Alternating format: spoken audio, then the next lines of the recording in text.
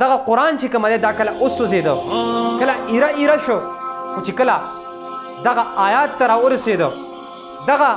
پیج ته راورسېده په کوم پیج باندې چې د دوی خلاف آیات دی د دوی په باره کې آیات الله تعالی ذکر کړی دی نو په دغه قضیې باندې د قرآن اور چې کوم دی هغه ودرېدلی دی په دغه قضیې باندې د قرآن چې کوم سوځېدل دي هغه ودرېدلي دي تاسو ټولو ته معلومه ده چې په فلسطین کې به مسلمانانو باندې کم ظلم روان دی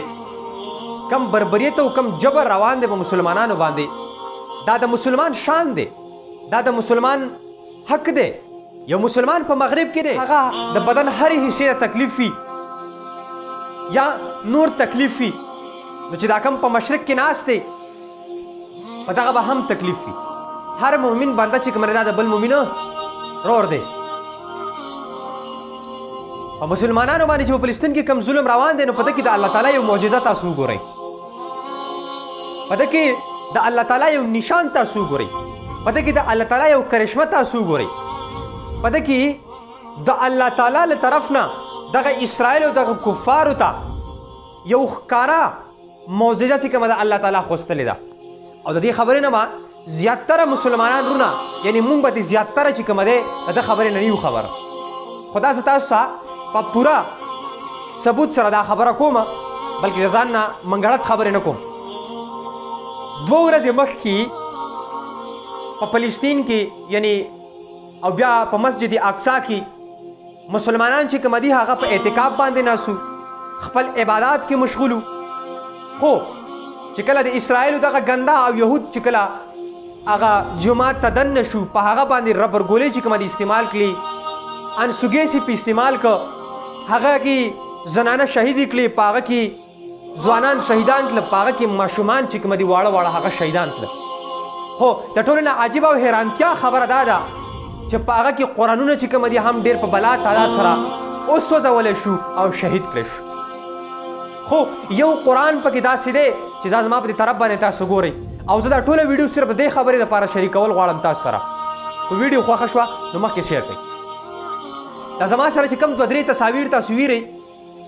دا د ډاکټر محمد صلاح یو اسلامیک سکالر دی او په امریکا کې اسلامیک انسټیټیوشن چې کوم دي هم چلی هلته کې دعوت هم چلی په مصر کې عراق کې فلسطین په دنیا په هر ګوټ کې چې کوم دی هغه په اسلامیک کنونشن کې چې کوم دی شریکېږي یو غټ عالم دی هغه په خپل اکاونټ باندې دا 3 تصاویر چې کوم شیر کړي دي ډېرې زیات عجیب دي عجیب غونتې کیفیت د انسان په ذهن او په دماغو کې راځي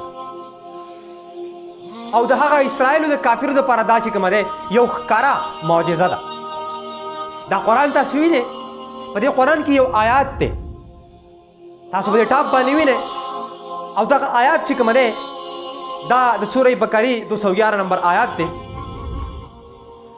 په دغه ټاپ باندې چې کوم آیات دی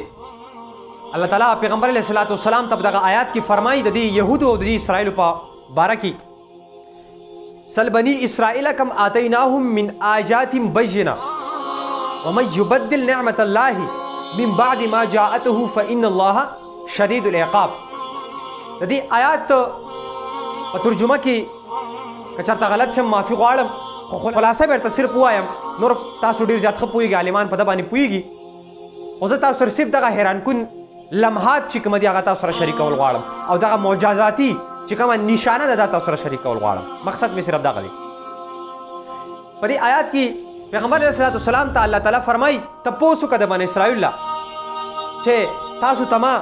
څومره ښکاره نشانات چې کومه دي او دلایل دا خوستلي دي څوک چې بدلی نعمت د الله تعالی وروسته د نازلېدو نه نو بېشکه الله تعالی چې کوم سخت عذاب والا دی او دا د ده تشریح چې کومه د عالمانو کړې ده موسی علیه الصلاۃ والسلام نه چې کله دوی مطالبه کوله او هغه الله تعالی په دوی باندې من او سلوا او ډېر زیات چې کوم دي انعامات چې کوم دي نعمتونه نازل کړه د هغه باوجود هم دی چې کوم مخ واړه او دې ناشکري وکړه نو دغه آیات ته چې کله او دغه قرآن چې کوم دی دا کله وسوځېده کله ایره ایره شو خو چې کله دغه آیات ته راورسېده دغه